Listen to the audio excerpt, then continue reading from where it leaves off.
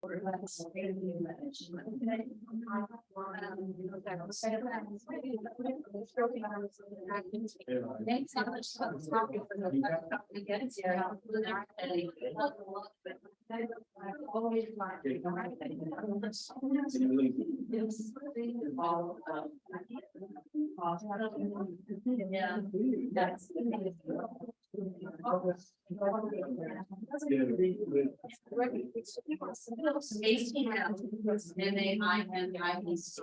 there's five. Okay.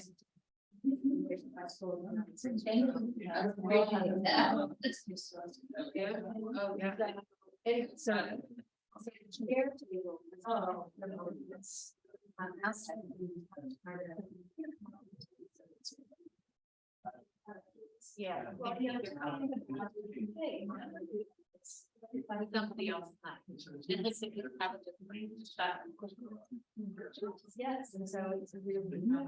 But anyways, sometimes policy. Yes, they passed it. It's legislation. Part of it is the school, the education directors. Okay, then or the way to do that. This is it's a law. I know it literally. So I said, if we did nothing else for the study, we'll basically get into that. I'll know about that. Yeah.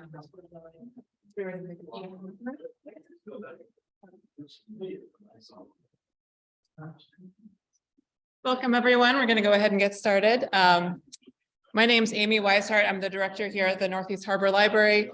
We're really pleased to collaborate with the Climate to Thrive for waste and climate change. What's the connection with Susanne Lee and the Zero Waste Committee? This is a collaboration between a Climate to Thrive and 3 island libraries. So Northeast Harbor Library, Jesup Library, and Southwest Harbor Library. So really glad you could join us. And we have quite a few people on Zoom as well. We will be recording this talk tonight, so you can view it later or share it with anyone who may have missed it tonight. So I'll turn it over to Joanna Blackman to introduce our speakers. Thank you. Oh, I see. Well, hello. Thank you all for being here. I feel like I probably don't really need this room, but let me know if you can't hear me. I am Johanna Blackman, and I'm a founding member and the executive director for Climate to Thrive. And we're so excited to put this program on, really grateful to the libraries. Really excited to have Susanne here with us and the Zero Waste Committee and to explore this, because this is something I will say that, you know, we give a lot of different talks. We're out in the community, and questions about waste and what really is the connection between waste and climate change is one of the top questions that we receive. And I hear that echoed with a lot of folks that are working in the field of climate solutions. So very excited to be here this evening. And as we get started, I just want to give a big shout out and introduce a Climate to Thrive's Island Fellow, Brianna Cunliffe, who's in the back, and developed the slides and helped organize this. Really, it was the spearhead for this event this evening. And so a really big thank you to Bree. So I'm going to speak for a little bit, giving kind of a arrow. I think I did it. How about if I go like that? Nope. It says it's switching. It's switching here, but it's not switching there.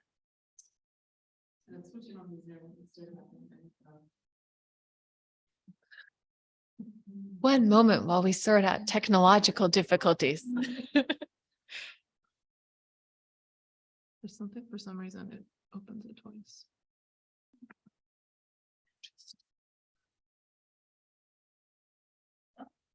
Now we see nothing. Printers and projectors. Anybody else feel like they're the two maybe worst pieces of technology? Or at least they don't like me.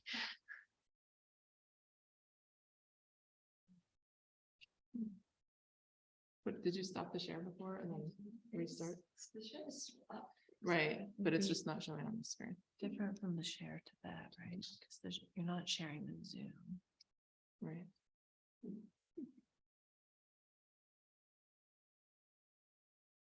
To everybody online, thank you for being patient with us. We're sorting out technological difficulties as you're coming in.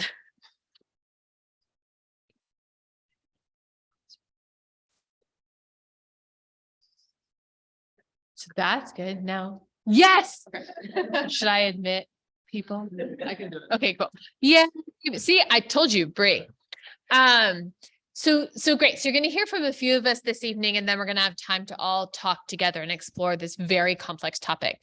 And so some of our goals are, as I mentioned, to explore this connection between climate and waste, and what really are some of the connections there, to focus on key impacts that, can happen globally around solutions, and then envision solutions that we might really be able to participate in as a community here on MDI. And that's where the Zero Waste Group has been doing this work for years. And I'm really excited for you to hear from two of its leaders this evening.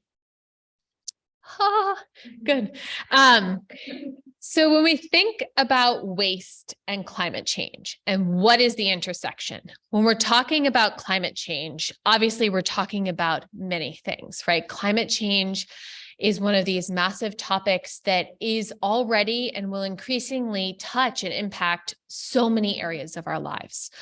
But when we're talking about climate solutions, one of the things, of course, that we're looking at is emissions reduction. We're at a point in climate change where, yes, there's like big systemic ways that we approach things, attitude changes that are needed. But to give ourselves time for some of those bigger processes, we need to reduce emissions very, very, very quickly, as we know from recent IPCC reports, including the most recent one, which said we need to reach peak emissions by 2025, which is mighty close.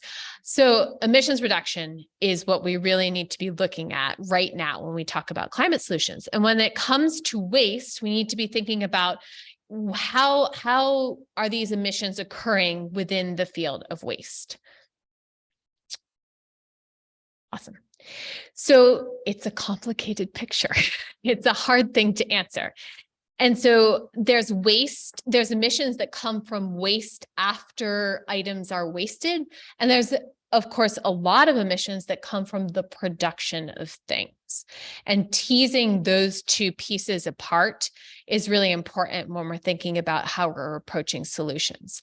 And so when you look at kind of pie charts of emissions globally, which this is a pie chart that is related to materials management specifically in the US. And so the breakdown is related to how we're producing and disposing of materials. But when you look at a pie chart of emissions across the board globally, you'll see that often waste is not something that's even mentioned in that pie chart. You'll see things like energy production, transportation. You might see commercial or industry listed. Sometimes you'll see food waste as a piece of the puzzle because, as we'll learn, that's a significant emitter. But usually waste is not even on there. Part of that is because emissions associated with materials after we use them are actually a very, very small piece of emissions globally. The most significant part of that piece goes to food waste. But the production of things and the energy associated with producing things is a very significant part of emissions. And so teasing that apart is something that we really need to do when we're thinking about emissions associated with waste. So as I mentioned, and as we'll get into more particularly with Susanne, what we know for sure is that food waste is a big problem. So food waste sitting in a landfill releases greenhouse gas emissions such as methane that are much more potent than carbon dioxide. They don't necessarily last as long in the atmosphere, but for the time that they're there, their warming potential is much greater. And food waste internationally is responsible for 8% of emissions. So that's something really significant and a place where we might really focus our attention when we're thinking about our materials as we're using them and after we're using them. And food waste behaves differently if you're composting it versus if you're letting it sit in a landfill, which I believe Susanne will talk about a little bit. Other waste, I think that often when we, as I just mentioned, are talking about emissions, the emissions associated with other waste tends to be counted in other ways. So when you're looking at one of those pie charts of emissions globally, you're not going to see it because if it's emissions associated with production, it might be under energy or industry, and even emissions associated with burning waste are not counted typically as waste. So it becomes very difficult to really understand that connection between emissions and waste.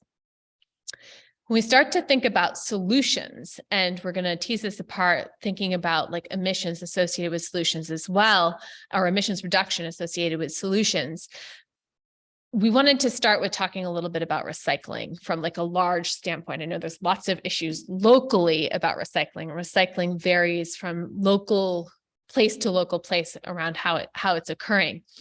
But we wanted to talk about recycling in particular because this is the climate solution that I hear mentioned most often, most immediately when I'm talking to people about how to address climate change of all ages.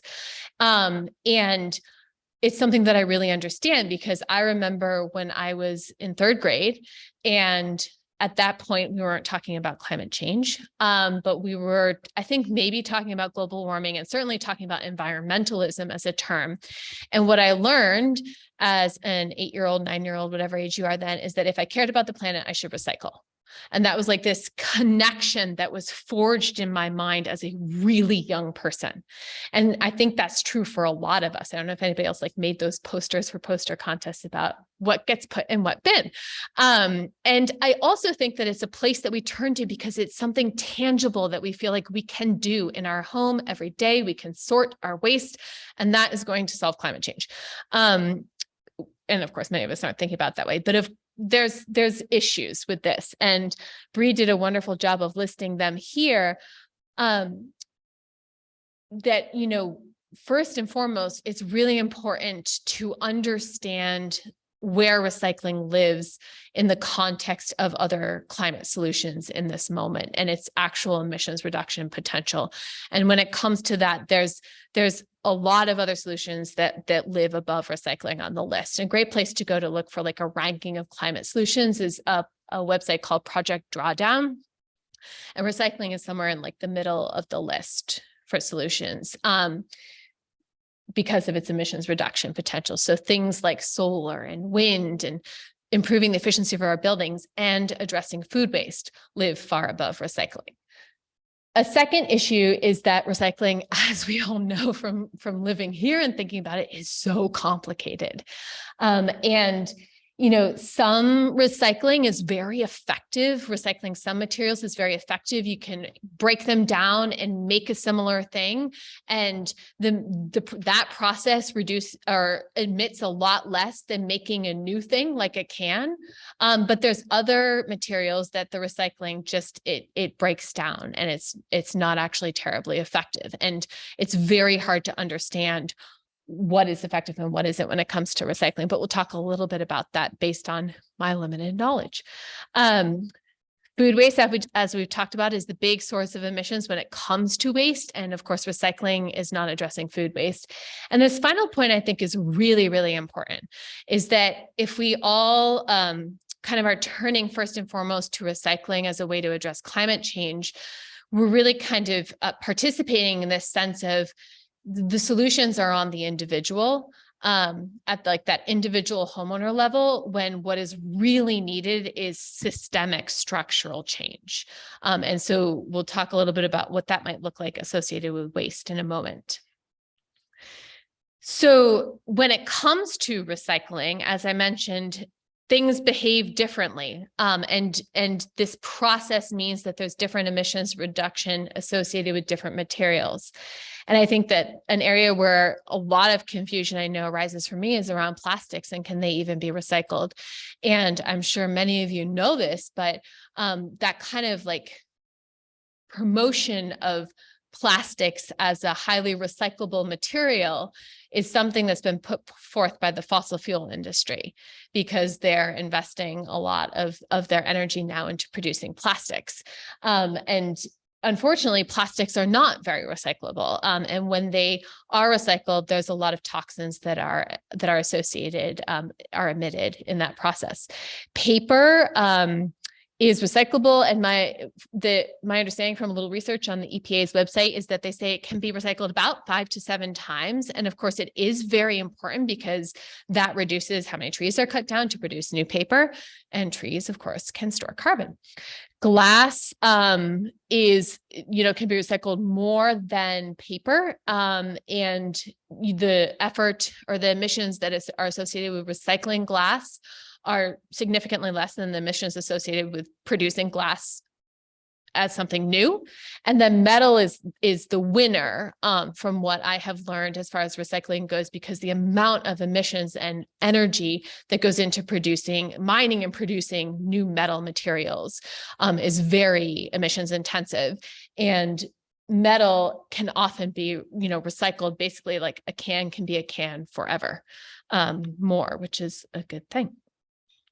This is just a nice little chart to take a glance at for a moment, a breakdown of what is in our landfills by waste type, and look at food there, right? So that's where Suzanne's going to come in.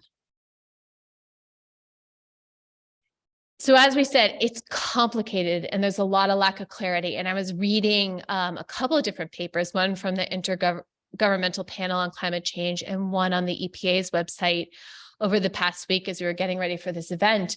And all of them, the theme between all of them was that we are not tracking our data correctly when it comes to emissions associated with waste. And so we don't have a clear picture. We don't really understand how many emissions are associated with how we're dealing with our waste, except food waste is a very clear picture.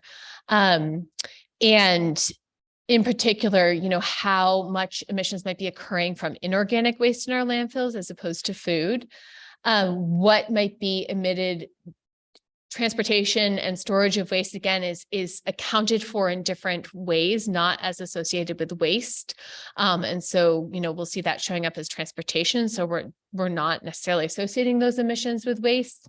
And then incineration, and you'll hear a lot about incinerating waste and capturing the emissions to create fuel, but there's a lot of toxins that are also released when we incinerate our waste and can be really detrimental to the health of the air and communities where that is occurring.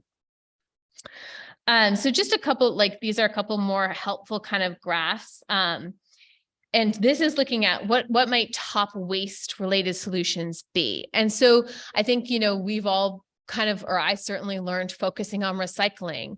But when we think about if a lot of the emissions associated with materials come from producing materials and emissions occur when we are recycling materials, one of the best things we can do is reduce how much we are using in the first place.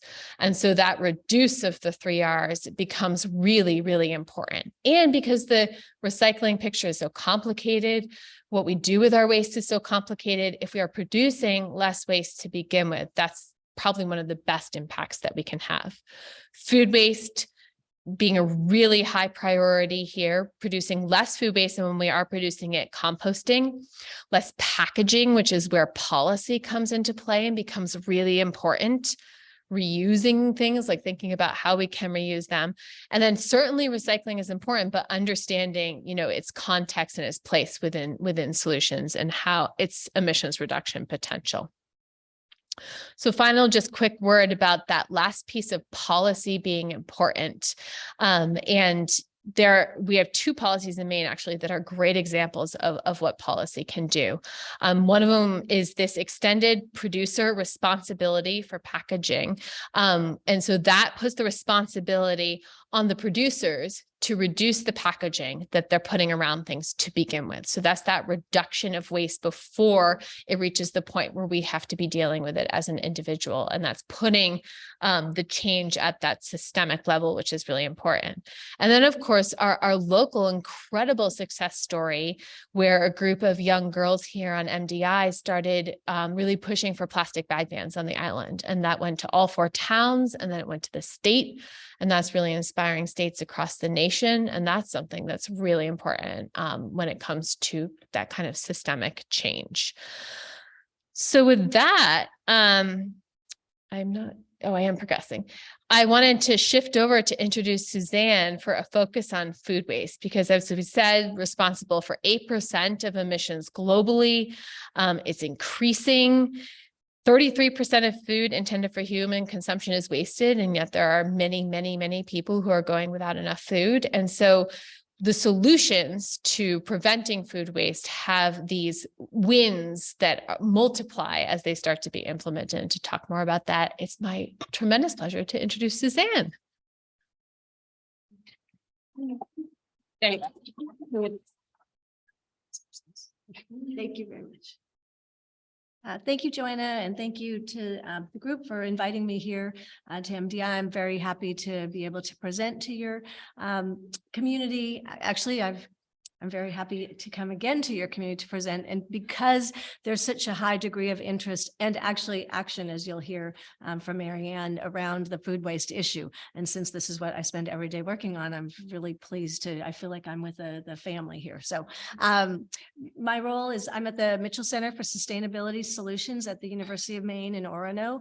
And for those of you, I don't know if you're familiar with the Mitchell Center, but it's a research center at the university that's charged with primarily we work with the state on complex issues of sustainability, intersections of the economy, environment, and social issues that are very complicated to solve. And so what the Mitchell Center does is bring together interdisciplinary teams to solve these.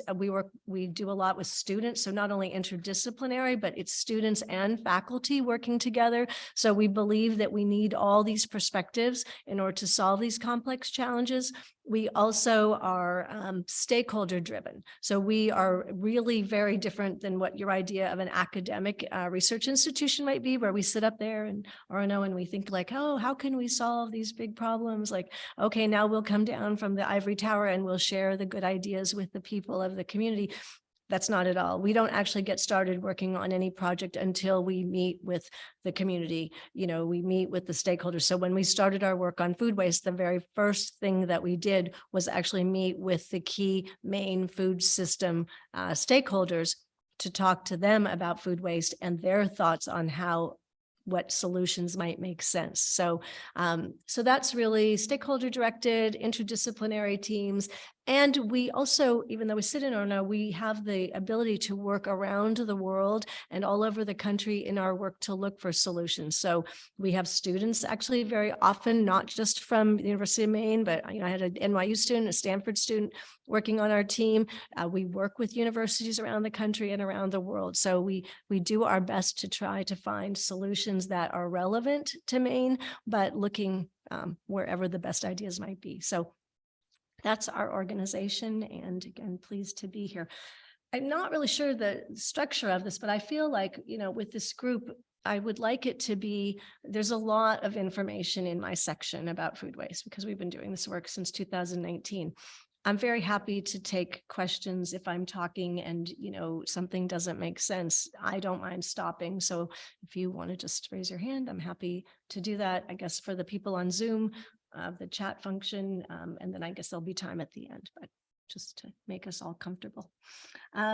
So we've really been working on the food waste piece, but it's very intertwined with climate change, as I will point out to you. And the other important thing about the approach, even though we're called sustainability solutions, and you might think that the idea of sustainability is just environmental, that to be a sustainable solution should make sense for the environment, we actually believe in the triple bottom line, the method of sustainability, which means that you have to have an economic benefit. So without money, a solution can't really sustain.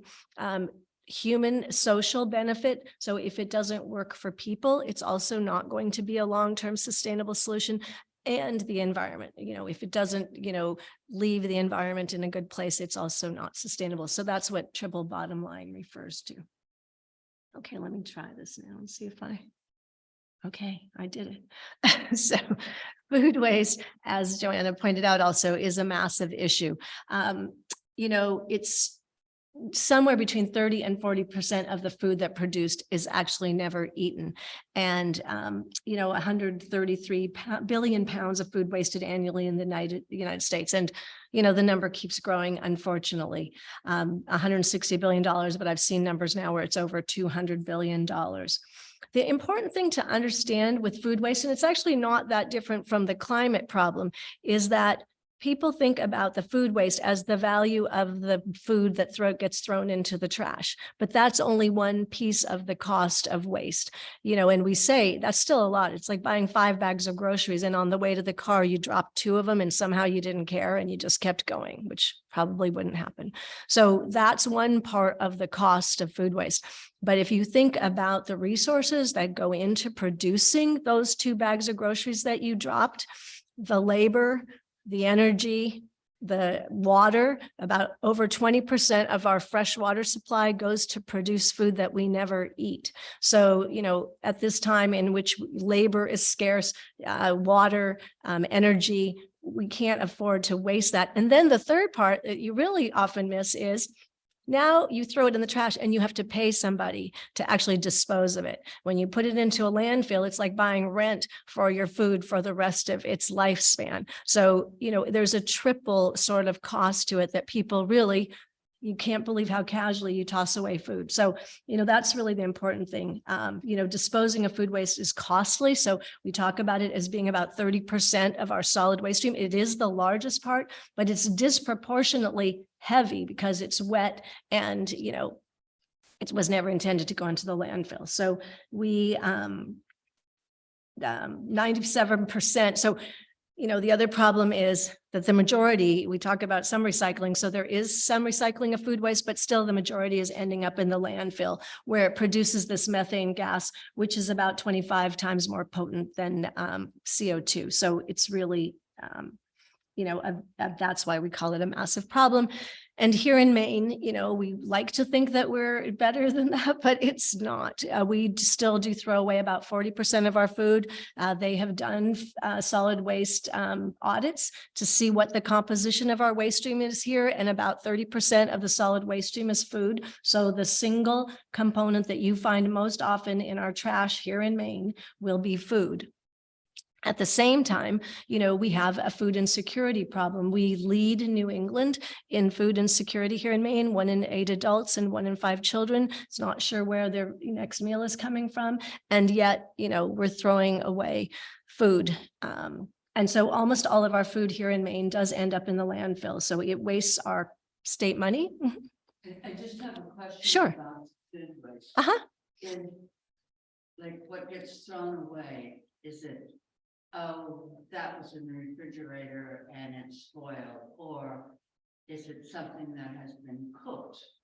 And then you have the energy and et cetera, for prepared. Yes, processing it further. So there's, in one's home, not processing it. Yep. To sell. But do you have that broken? They don't. What they do say, though, is that the biggest part, I think there's some statistic that maybe about 60% of it's still edible. So you might think, oh, it's the trims. Oh, it's the stuff that yes, it's food, but it's not really food that, could be eaten. But they say actually the largest percentage of that food waste is actually still would have been edible food that gets wasted. So not quite to that level, although there's an opportunity to learn more about that I'll tell you about in terms of some of the programs, household food waste tracking. But yes, so that is an important part to note, that if you think it's really just sort of food trash, it's not really food trash. It's actually good edible food. Let's see. And, another way to think about this is, when I got the assignment to work on food waste, I was like, food trash, I'm not really sure, I don't really even understand that, but it's not really about the food as the trash. Food waste is the symptom of a broken food system. And the analogy I like to give is sort of if you have a plumbing system in your house and you have water spilling out all over the floor, the problem isn't the water on your floor. The problem is that your pipes are bad and you need to fix this plumbing system so that the water doesn't leak. And that's pretty much what we find with food waste, is that it's not the food waste the issue is our food system is not working properly. If we had a circular food system where the inputs, the farmer produces the food and then the food gets used, it goes to feed people. If not people, it feeds animals. If not animals, it feeds the soil, which then ends up helping the farmers grow more food so that your circular food system is essentially a waste-free food system. So that's, how to sort of see where is there hope. Of course there's hope. Just, if you had water all over your house, you would know you would just need to fix the piping. And the same thing here. We need to fix our food system, and then food waste wouldn't be the issue. But for now, the average US family throws out about $1,800 per year, $1,800 a year of food. And with the increasing of food prices, which everybody is talking about, it's all in the news, supply chain issues, increasing prices, the value of that is probably closer to $2,000 a year. And yet people are still wasting, despite the concerns about food pricing. Refed data shows that the majority of food waste. So another question you might ask about that is, where is this happening, this food waste? Is it really, at restaurants? Is it, institutional? No, it's actually in our homes is where the majority of the problem is. But there are a lot of things in the food system that contribute it to. So the Best Buy, all those labels, all of that, those stamps that all your food bears that you think is a way to sort of inventory your food, it was never created. Has nothing to do, except in the case of baby formula, it doesn't have to do with health or safety. It really was originally, some of it was done for an inventory system for grocery stores so that they would know when it was time to turn the products, but then they noticed that consumers were starting to be interested. So then they came up with this Best Buy, which is really the producer's sort of guess as to if the tortilla chip tasted good on this date, we think on this date, the tortilla chip won't taste quite as good as it did the day before. So and yet people are cleaning out their cupboards and their refrigerators based on those dates. So there's really a tremendous amount. And thank goodness for, Congresswoman Pingree, who's actually one of the big initiatives, a bipartisan initiative, is to fix this food date labeling, because it's such a ridiculously unnecessary cause of food waste. So we hope that something can be done with that. There's also perfect produce standards, and that's where we sort of contribute to the problem, because people believe like a cucumber should look like this, and if the cucumber is a different shape, there's something wrong with that cucumber, and I don't want that. So, and the irony of that is, of course, people go to farmers markets, and they love to go to farmers markets because of all the variety and the interesting ways the fruits, and they know that it all tastes delicious. But in the grocery store, and the grocers feel that, okay, but they can't have fruit and vegetables that look odd, and therefore the farmers know that they can't sell that to their buyers, and so it leads to a lot of on-farm food loss. So that's another part of our food system that's not really working properly. And like I said, according to the studies that have been done, the majority of food waste is actually nutritious consumable food. And then there was another interesting study done about the untapped food donation potential. So you actually look at restaurants and, other businesses that have food, and how much of it was good and edible before it got wasted and could have been donated. And the untapped food donation potential could cut food insecurity in half. So one of the big initiatives we have is trying to get businesses to donate more of their food. So now sort of the connection to climate change, food waste, they talk about if food waste were a country, it would be the third largest greenhouse gas emitter after the US and China. So their food waste is a big factor in climate change. As we said, over 90%, in our case, about 97% of our food waste goes to landfills where it produces this methane gas. Yep. Is there any difference in the amount of methane that's produced if we compost? Yes, it's a different process. So when the food goes into the landfill wasn't created for food, it was created for dry waste. And so as I understand it, the air isn't getting into, it wasn't intended to properly break down food. In composting, because of the recipe that you use to compost and break down the food, it doesn't end up producing that methane gas. So that's why it's the preferred way to do it. And that's why we have so many programs trying to divert it. One other question, Sure. state. I work at a local food pantry, and the director, 3 directors now, make us dispose of the food by the best by date, which drives me insane. Yes. Yeah. How do we? They say, well, it's a regulation. I don't think so. No, it's definitely not like I said. Well, like you could just point to, on Congresswoman Pingree's website, there is the information right there about food date labeling and what's true. And on our website, Food Rescue Maine, we try to make that same information available. And if the Good Samaritan Act, that sort of has to do with any food donation, is that there's no liability associated to the pantry or to the person donating the food, unless you have some actually harmful intent. If you're giving out the food as you would assume that it's good and easily, to be eaten, then you don't have any liability. And, we know the difference it can make. The UK has really taken this on as an issue, this date labeling problem. And they've really said what I can't remember their campaign. It's something like sniff, smell, and taste or something like that. And it's like, remember how we used to do it before those labels? Like we'd actually sniff, smell, and taste it. And that's how we knew. And actually that still is the most reliable way to know. The milk cartons are a perfect example. It says a certain date, but especially if you buy like fat-free milk, it can stay much longer. And all you have to do is taste it to know the difference. And so yeah. So, I'm happy to, you could certainly contact us for help with that, but it is an issue. People are worried about donating food to pantries that's beyond date because they think like, oh, I don't want to make anybody sick. And then pantries are nervous about giving it out. But this is a big cause of unnecessary waste. The after Thanksgiving, when they left the winter, in this huge bag of food, she said, this is all expired, but I'm sure you'll eat it. And I said, that it's Near East couscous. Yes. Rice. And yes, Yeah.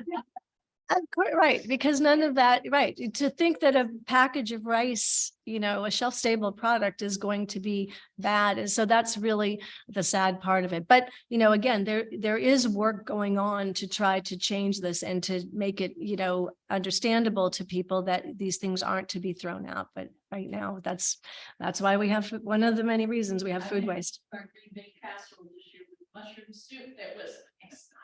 Yes, yes. Yes, it. Yeah, no, I'm sure. So we appreciate that kind of thinking because that's exactly in the right direction. And, our food system. So, we talk about food waste itself and how much greenhouse gases it produces, but the food system totally accounts for 1/3. So, over 30% of global greenhouse gas. So the number Joanna gave was smaller because that has to do with food waste. But when you talk about the food systems, that's all the food that we're creating, and the growth of it, the transportation, the packaging, every single part of it. So, that's why you might see varying statistics about the impact of food or food waste on the system. Because if you say that the food production or the food system accounts for 1/3, and that some of the food that's being wasted is actually food that had to be produced, which was generating that amount of a greenhouse gas emission, then you have to add that to the greenhouse gas problem that's just coming from the waste itself. So that's where, again, it's, as Joanna correctly pointed out, sort of complicated, but I hope that some of this can make it a little easier to think about. And then, so this production, processing, packaging. So there's a lot of different things, and a lot of studies account for that. Transportation of food and that packaging. Project Drawdown actually talked about packaging was never really considered, but we rarely buy food that isn't in some sort of packaging. So, is it really correct to count, the number without it? So anyway, that's probably why you've seen different statistics. But another way to think about food waste, it generates greenhouse gases equal to 32.6 million cars and more than the total airline industry. So again, it is a factor to be considered. And then, I guess there was the Drive to Waste study, food waste contributes, to 10%. So So that they did try to actually count all the different pieces of it, and that sort of rated it at 10%. Let's see. Okay, so the question is, why take action? Why is this important? And, climate change and food waste are major challenges that our communities face. And the really exciting part, I guess, is that they're linked, so that, by working on the food waste issue, you are helping to mitigate climate change. And so, we really, of course, think it's important to take action. The solutions are available now. This isn't something where the technology needs to be developed. This isn't something where trillions and millions of dollars need to be spent to figure it out. Actually, we already know what the problem is. Like that plumbing, it's not that complicated. We know where the leaks are and we know how it needs to be fixed. We just need to take action. And the really exciting thing is that we all can actually make a difference in this regard. So it also, by working on food waste, it gives you a way to do, work on climate mitigation. So when you see the UN is talking about this, but you actually right here today, can start making a difference.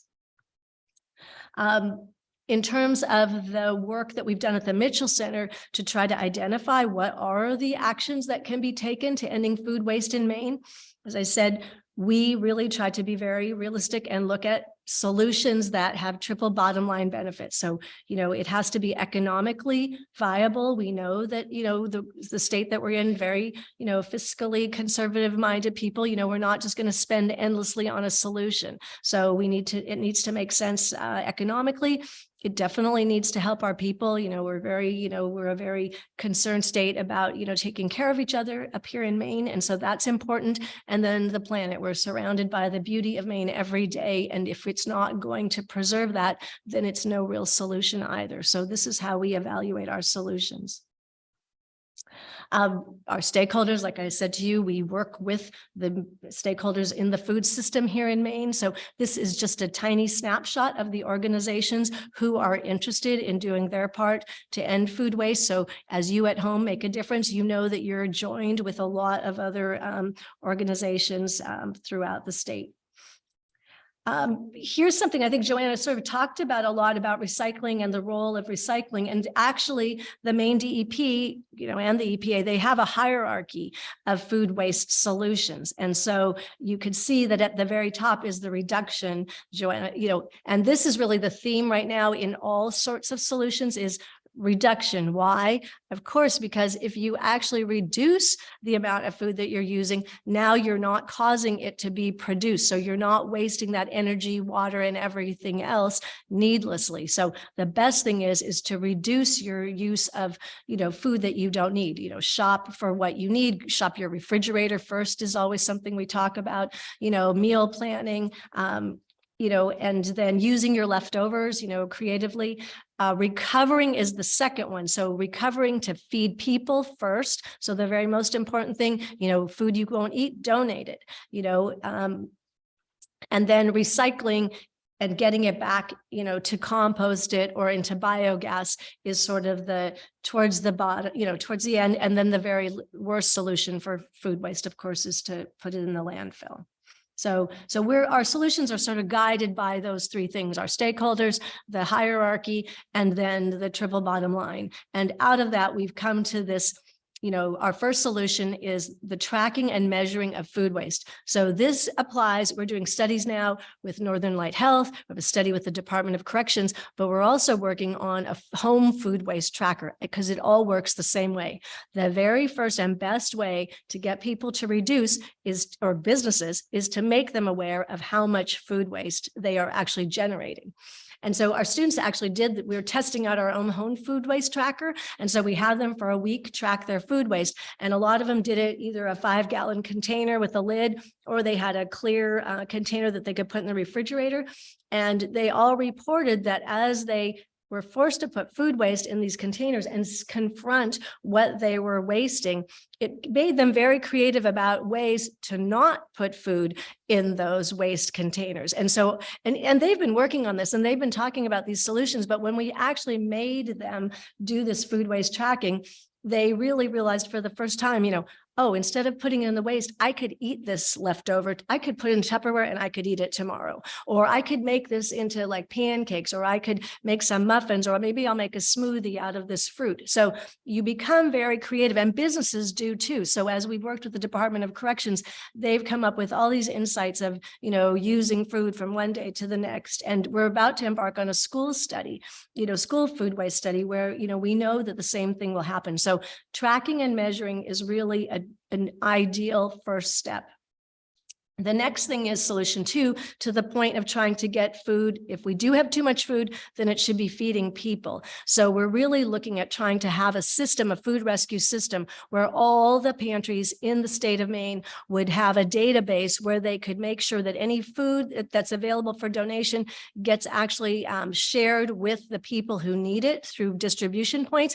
And then we can also sign up volunteers statewide to do that transportation. So there are models that are being used in other states and other parts of the country, and we think it would be very exciting. And the Maine Feeding Partners Group has sort of, we have a state emergency management group that worries about food, and they have said that this would be an ideal solution to sort of make sure food gets to the right place. This would be like a network of food pantries that they'd be able to connect to each other. And I would imagine that would require introducing technology maybe they don't have. So Exactly. This is, to really make this effective and as exciting, it's a great solution. It may in some pantries be a lot to get them up to speed and get them in.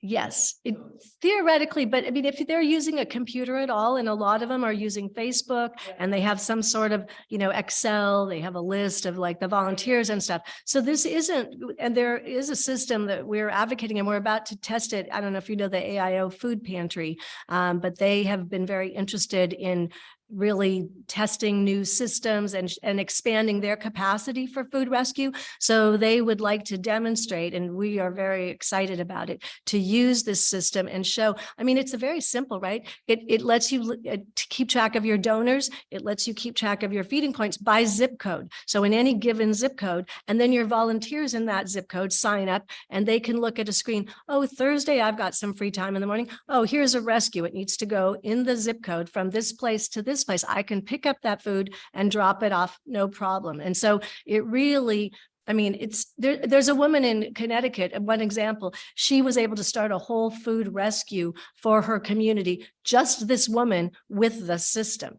because she could really, get that much going. So we really are excited about that. Education, solution 3, education is really, ReFed, which is the big agency that worries about how to end food waste in the United States.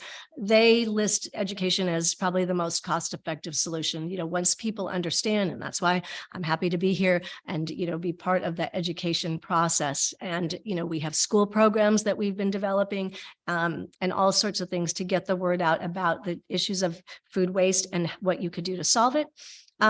Building Maine's food processing infrastructure. So, there's a lot of work that's been done around this in the recent couple of years. But when we first started out, a lot of people said, oh, the reason that our farms are losing food is that we don't have the proper cold storage. We don't have we don't have enough capacity for processing, canning, and all of that. But that was true, and the work is being done.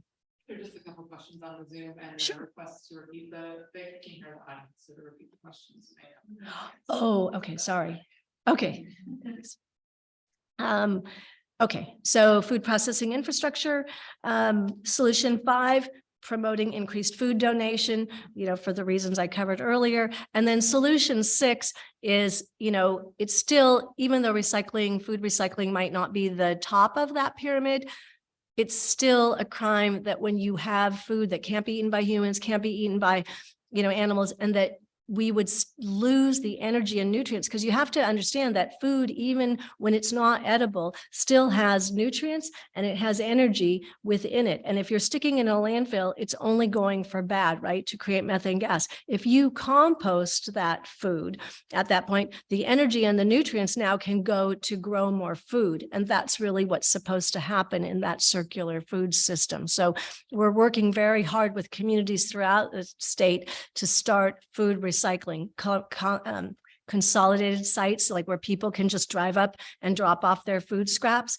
and it comes in very handy, especially around the holidays, especially Thanksgiving, is when you're really aware of how much food scraps your one household can generate. So to have a community drop-off site, it's where all of the sites throughout the state that exist, they always see the biggest usage right during the holidays. So, it's a good time to think about it now. Think about what you're throwing into the trash and think about whether there isn't a better way for you to handle, diverting food waste out of the landfill. So that's sort of the big 6 solutions. So the team, the students, we're doing a bunch of work. I know your community is, so I'm just going to flip through these examples of the work we're doing because, I think there's a lot more to talk about and I'm not going to take up the whole evening. So, but the food waste tracking and measuring, like I said to you, Northern Light Health. So we're working with the hospital. We had a fantastic program with the Department of Corrections, helped them find opportunities to save about $200,000 annually by, handling, but they are actually, we should feel very proud in the state of Maine that we have a Department of Corrections that has almost achieved like a circular food system status. They grow, and I know we're working with the Mountain View group, I think 60,000 pounds of produce they grow that they can then use in the facilities to offset the cost of having to buy that. And then when they produce it, if they have excess, they often donate to the pantries in the communities. So they donate any of the excess, and then I think all of their facilities now have composting at the end of the process. So it's been a terrific opportunity to work with them because they are really, probably the closest thing to a circular food system in the state right now. Northern Light Health is super interested in, working on this food waste issue. So we've started, and it's right here. Actually, that's why I've been up here, because we're starting at Blue Hill. It looks like we might do one in Ellsworth and one in Acadia, a test with those hospitals. So this is just showing some of the students working at the Department of Corrections in the kitchen, tracking waste. As I mentioned, we are going to January do a home version of this business food waste tracker. So you at home can, track, I think it's going to be a 4-week project where you just separate your food waste out. Simply try it. First week, how much was the weight of my food waste? What was the item? Was it dairy? Was it fruits and vegetables? What was the category where I had the most trouble wasting food? And what was the reason for the waste? Like if I look at my food waste that I collected over the week, what is the big reason? Do I always make too much? Do I buy too many fruits and vegetables and then not cook them? So it's just amazing. The same kind of insights that we can help businesses have, you can do it at home. And we know because we have been testing this, but we're really excited. We hope that our libraries as partners will help us get the word out and that we can sign up people for this home food waste challenge come January. Solution 2, like I said, we've been working on this food donation. We tried out the system in Biddeford, and the student who worked on it there was able to set up, again, just with her use of the system and donations from her school cafeteria, and do I think like 275 pounds of food in just a couple of weeks. So we know that it can work, and it works really fast. So we're very excited about testing it further.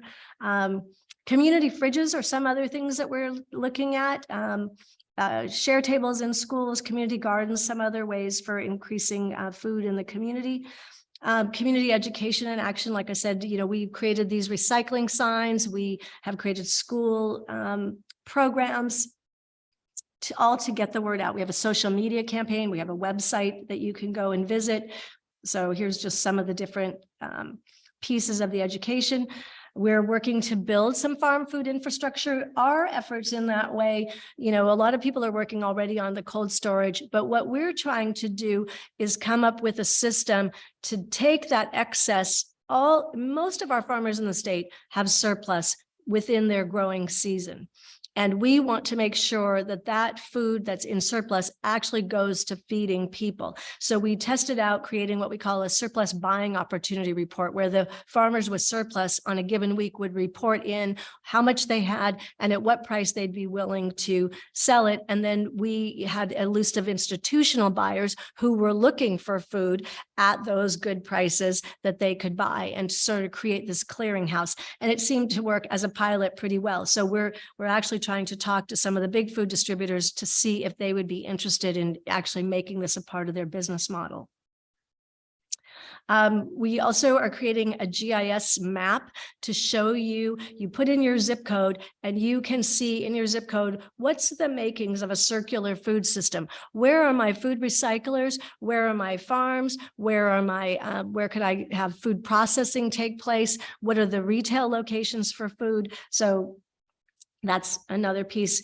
We have this food donation toolkit to help businesses get started with food donation. And then this is what our community food, these drop-off sites. So it's basically some bins, a sign about what can go in and what can't go in. And, you know, our star community has been Portland. We started with them with one location, and they're now up to 8 drop-off sites.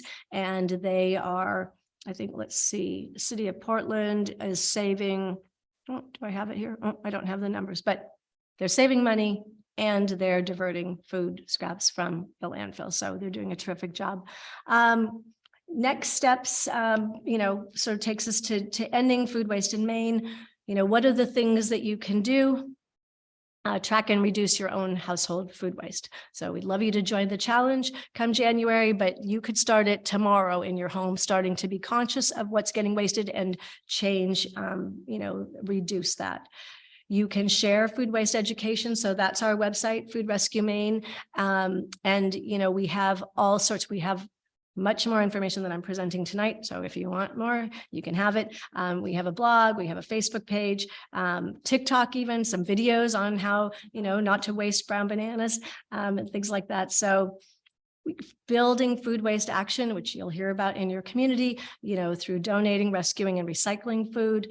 And there are also, you know, I'd like to leave you as a community, since you are so engaged in this topic and you're already doing a lot of things, there are real ways to integrate your food waste activity with your climate action. And so I actually put up a couple of things here. You know, one is actually a toolkit for incorporating food waste into your climate action plan. And along with that toolkit, they give you lots of other great ideas about how to get your community to be sort of integrated in this effort. And a lot of the communities I talk to, you know, our neighbors in Massachusetts and Vermont do have organic waste bans where they are prevented from putting food waste into the landfill. So it's the law there, and it's very effective. And it's done things like in Vermont, when the full ban went into effect, the food donations at their pantries increased, they tripled. So they tripled, you see, so we know there's food donation potential. Once you make a law and you tell people they can't throw it away anymore, they figure out what else to do with it and they start donating. It's also a huge economic driver. You know, people ask all the time, how do we begin on these paths for climate action? Okay. The organic waste ban resulted in the industry, the economy around food waste diversion grew by 8-fold. So haulers, you know, processors of food waste, all of this new economic activity came as a result. So it's very exciting, but, you know, not every state is going to be all the way there. So there's this other sort of online resource, Bans and Beyond, from, I think it's Harvard Food Law and Policy, that created it. So it's, okay, if you can't have a full ban, here's a lot of other things. And even as a municipality, you can do policy work in your community. I thought I was just going to ask, can a municipality ban? Yeah, they can. I mean, it doesn't have to be a state. And, you know, we're on these calls and we talk to Nashville, and, you know, Nashville's like, yeah, here we are in Tennessee. Like, it's not really going to happen in Tennessee, but here in Nashville, we can make it happen. And so they talk about, you know, a lot of these cities that are within states that probably it's not going to happen statewide, but they are serious in those communities about taking action. And so that's why a lot of the model work has developed around that. So, yeah. Related about someone. Oh, sorry. If you thought that a state ban could go forward in Maine.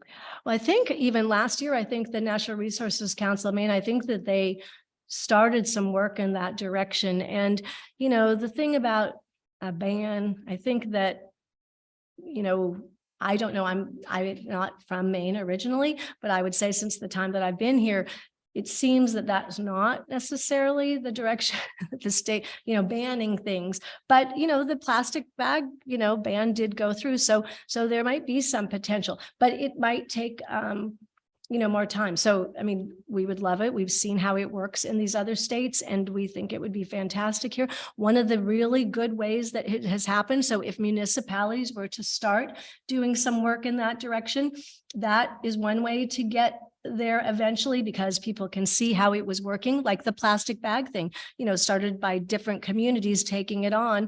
Other communities were like, could use it as a model to sell it to their community, and so on and so on. So that can be very effective.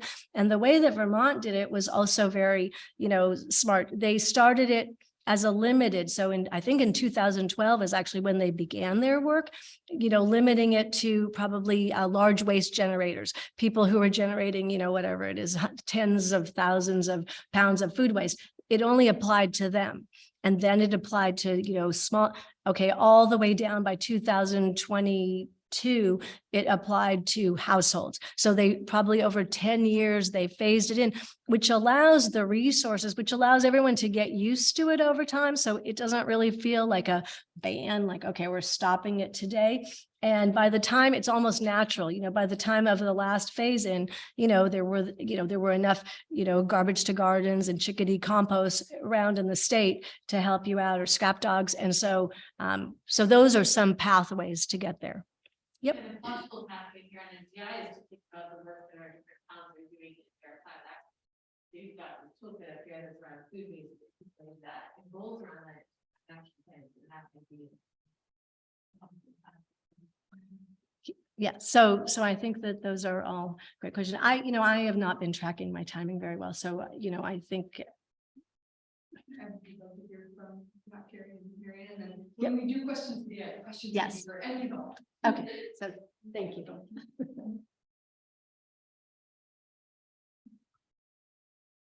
So for those who don't know me, I'm Marianne Handel, one of the volunteers on the Zero Waste Committee. And in planning this event and in view of what Suzanne's been saying, the Zero Waste Committee thought it would be useful to call attention to what we're doing in this community.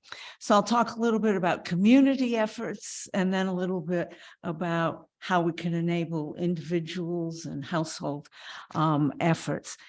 So there have been a number of volunteers, some associated with the Zero Waste group and some not, who've been making significant strides about food waste and mitigating it in our community. Ruth Poland at the high school has been fabulous. She leads the eco team of the students, and they have mounted an effort to make an inventory of the dining facility and have been tireless in pursuing composting efforts there and donation of food. Elizabeth Chen, who actually is a member of our group, led the recruitment and scheduling of local volunteers to glean for the Bar Harbor Food Pantry from the summer farmers market, the Sunday Eden farmers market that's at the Bar Harbor Y. And I really have to give a shout out to Bonner Farm, Murphy Family Farm, and Raybo Farm. At least the days that Steve and I did the gleaning, they were really generous in donating large quantities of fresh produce. And then something else that I want to call out is not necessarily a volunteer because he gets paid for this. Levi Rogers at the Jackson Lab is the sustainability director at the Jackson Laboratory. And since he came on board a little more than a year ago, there have been tremendous strides at JAX towards reducing food waste. And I want to call out a few things from some notes that Levi sent me today. He wasn't able to be here tonight. But in line with Suzanne's Solution 1, they did a multi-day sort of post-consumer and pre-consumer food waste audit.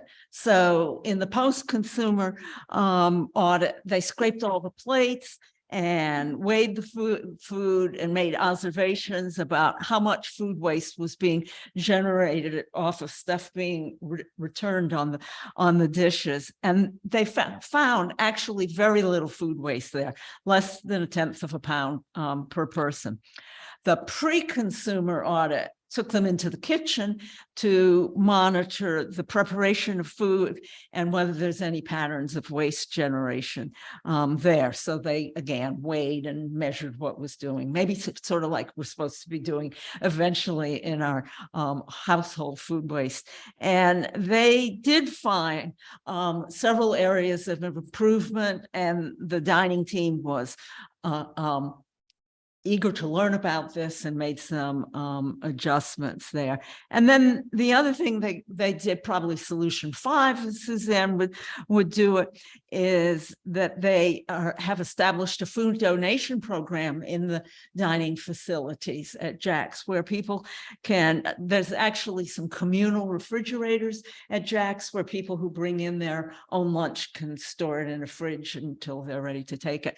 And in these communal refrigerators, they have free shelves where people can put food that they are donating, and anybody can come and take that. So that's a way of mitigating, I think, food insecurity in the Jack's community. And so he pointed out also that for quite a number of years, Jack's has been sending food waste to AgriCycle, which is something that Carrie's going to talk about in a few minutes.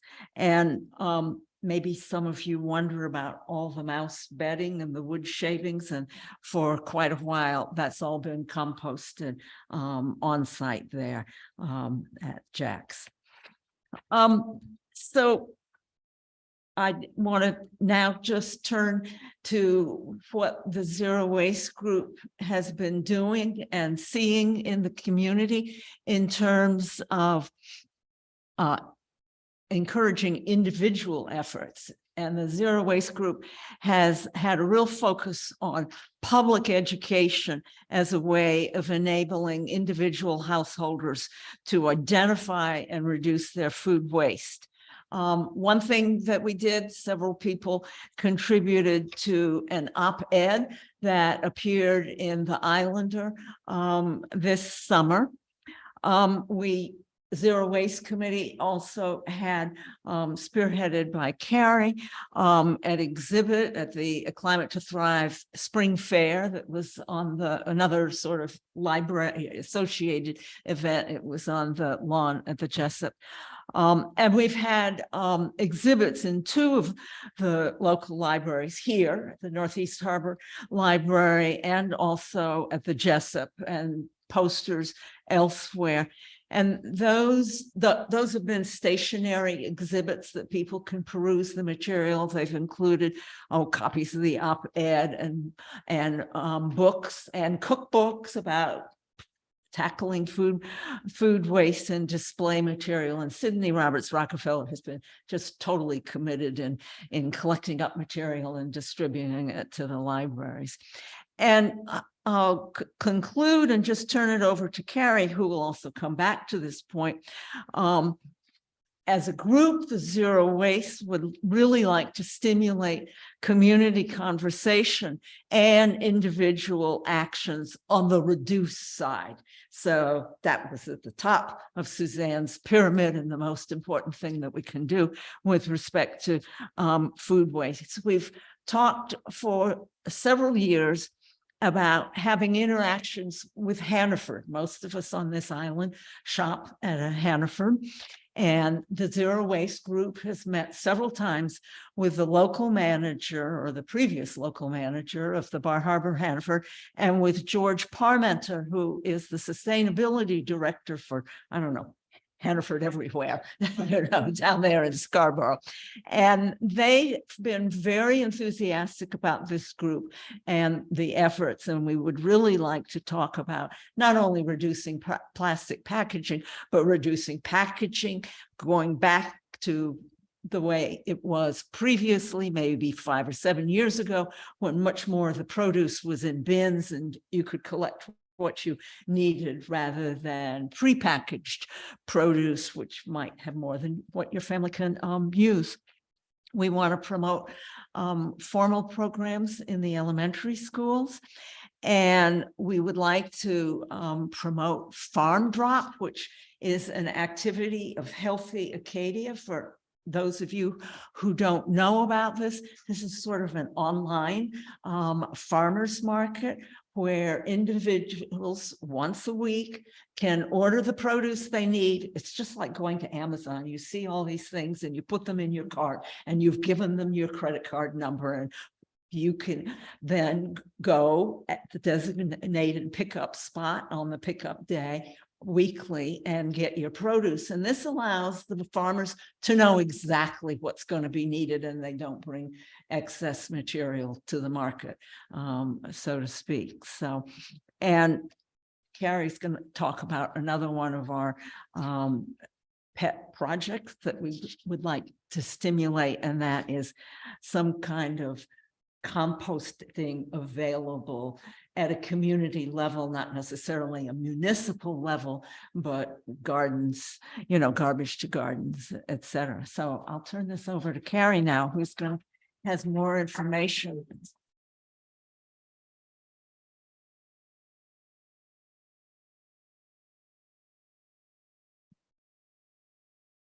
Okay, well, one thing I can say is that since Marianne has gotten so active in the food waste issue, I've been much more vigilant about what's in my refrigerator.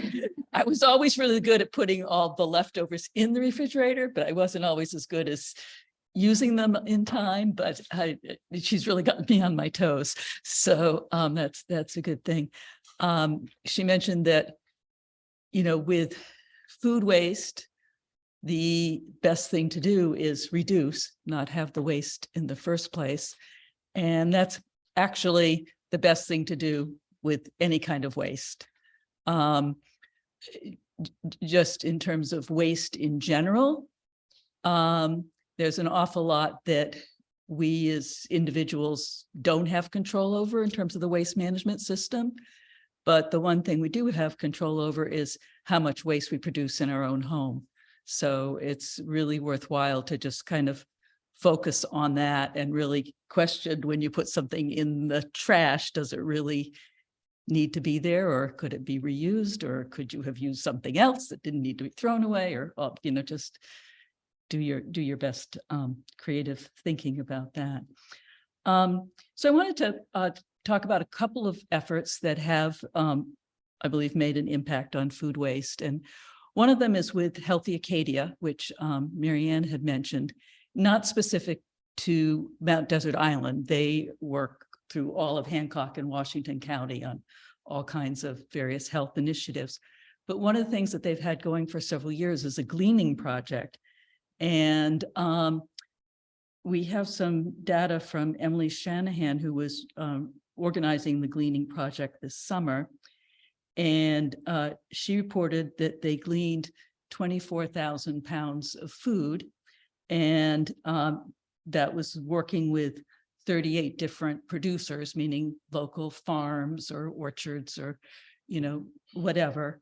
And then that food gets gleaned and goes directly to local food banks or open table programs, that kind of stuff. So they were working with 38 different producers, 28 different food or organizations that would be receiving the food, and they had 82 volunteers who were involved in this.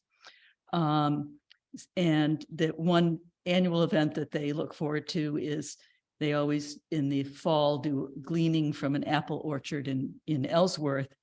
And this year there were 13 organizations that participated in this glean, and they gathered 6,500 pounds of apples that then went to, and in most cases, it's the food banks themselves who generate the volunteers who come and do the gleaning and then take the food back to where it is used, which is the best thing you can do as far as food waste, is take food that isn't going to be eaten and give it to people who can use it.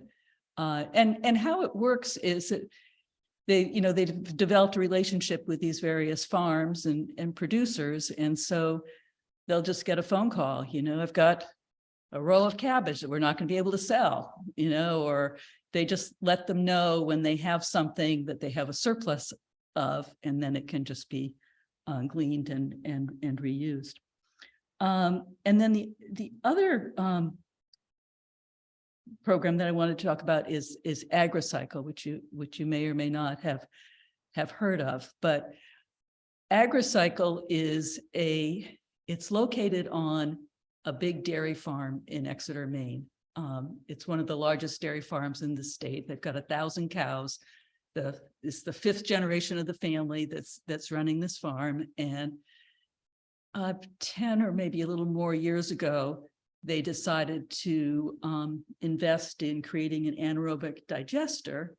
And then what they would do was they've got 1,000 cows worth of manure to put in the digester, which then produces methane, which then powers the turbines that make electricity. And they have a contract with the electric company to sell their power to the electric company. And after they did this for a bit, they came to understand that they'd actually be better off if it was 50% manure and 50% food waste in terms of what they were generating in their digester, because the manure has already been digested by the cows. And so you put the two together and you've got a more powerful product there. So they started reaching out to other businesses and asking them to, send their food waste their way, which, businesses are often happy to do. So on Mount Desert Island, we have, I don't have the exact number, but we have 20 or more businesses and establishments that regularly send their, well, actually, AgriCycle comes down and gets their food waste, but AgriCycle gives them however many bins they think they need. There's a truck that comes to the island twice a week, and the food goes back to AgriCycle. So we're talking about, hotels, restaurants, the Mount Desert Island school system, Jackson Lab, Hannaford, yes, many organizations on the island. And I talked recently with Greg Williams, who's kind of the liaison between AgriCycle and the businesses, and goes out and, signs people up to work with AgriCycle and whatever. If he could kind of calculate how much food waste had left the island for AgriCycle during this past year. And what he came up with said he thinks that it's between 225 and 250 tons of waste that left the island in 2022 to go to AgriCycle. So that, I think, has been a good effort. And then, the other, obviously, well, there's many things that come up. Susanne has a whole, host of options, but of course there's composting. And the one thing that our Zero Waste Group has done has been to, every spring, the Maine Resource Recovery Association offers a compost bin sale, and people can purchase compost bins at a discounted price. But you need somebody at the local level to create a bulk order, and then they don't do it like one person. It's like they bring up, however many compost bins have been ordered to the island, and then people come and pick them up. So we organized compost bin sales a couple of different times. And then this past year, Jackson Lab was doing a compost bin sale, and they let us piggyback on what they did most of the work, but we also collected orders. And, for people who maybe for some reason aren't, really that interested in having a compost operation in their yard, I mean, another easy option is, do you have a friend or a neighbor who has a compost bin, and do they want your food scraps? And all you have to do is find out what's okay or not okay to put in their bin, and you've got a plan. And I think quite a few people are aware that there all of the towns on Mount Desert Island chose back in 2018 to contract with the Municipal Review Committee, which is an umbrella organization for 115 towns in northern and eastern Maine for waste management, and that we have a contract to send our waste to the plant in Hampton, which right now inconveniently is closed, but the contract is still in place, and that there was a restriction on creating new municipal composting programs, because their big idea was they have a digester inside the plant and they wanted to be able to produce biofuel. But it is it actually is not impossible for a municipal composting plan to come into place. It basically, the way the contract reads is that you would need to ask permission, is it okay to do this? And given that the plant has been closed for 2 years and is probably going to be closed for another year before anything happens, I don't think it would be impossible to get, a positive answer to that. I'm not aware that any of our towns are really wanting to operate a compost business, but just for the record, it is within the realm of possibility if that was something that someone wanted to do. There's also the other possibility is, which hasn't yet happened, if somebody entrepreneurial came along and wanted to start, a garbage to gardens type program, that's something that's possible to do. And it's something that the DEP has been willing to, provide some grant money for people to get started on something like that. And Mark King at the DEP is the compost expert of Maine and will go way out of his way to help anybody start anything.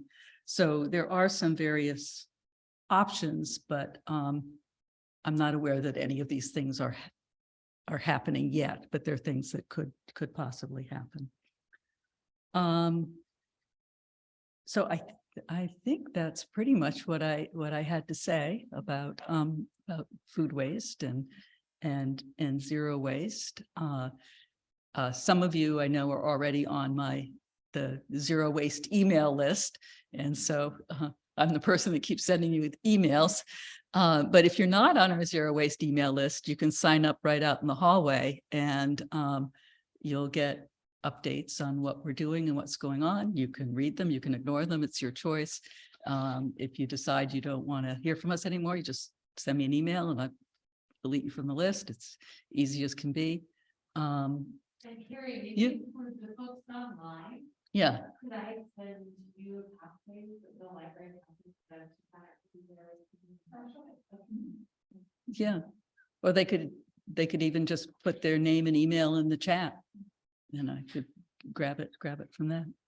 So anyway, okay, that's what we have to say. Thank you for listening. Are there any last?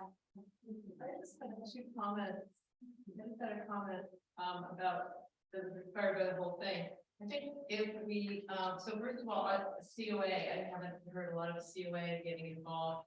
Seems like in addition to maybe an entrepreneurial person, that would be a great COA thesis project, right? To start something like that. Anyway, to see. Well, they have it involved, I guess. I'm sure they have. Yeah. Okay. Talk about that. They've been looking into composting options. They have found that the 2 farms that belong to the college, neither one of them, there's restrictions, they can't accept the food waste. I'm talking about maybe a student going to a town and saying, let's see, if this is too daunting, what might it look like, something like that. And then also if you bring to a town the opportunity to save money on selling on transporting trash around the state of Maine, that's gonna be a big winner. Yeah. But thanks to everybody for there is a COA who is on climate emergency task force for the town of Far Harbor, and another composting is one of the big topics. Yeah, she's come over this way, I think she's gonna talk to the Barbara Garden Club. And I know that she's grown up recently and. Yeah. She's amazing and she's a great resource as well. There was one question on the chat, Suzanne, that maybe we could answer briefly before we wrap up, which is someone popped in 30% of food waste is from homes, and curious if you know what makes up the remaining percentages of food waste. It would, if not at home, it would be then, institutional, some of those, schools and hospitals and. Grocery stores. Yeah. Yeah, so just all the businesses and institutional. Yeah. Business. And A Climate to Thrive is looking forward in the new year at some point to host a community-wide conversation about composting here on MDI and what our options might be for more community-wide solutions. So watch for that, working with the Zero Waste Committee, of course. And I know this ran way over. Apologies to everybody. It's a lot to cover. So just hit the tip of the iceberg, but big thank you to the Zero Waste Committee. They've done amazing work. Please join them. And to Suzanne, thank you for all the incredible work that you're doing in the resources this evening. Thank you all for attending.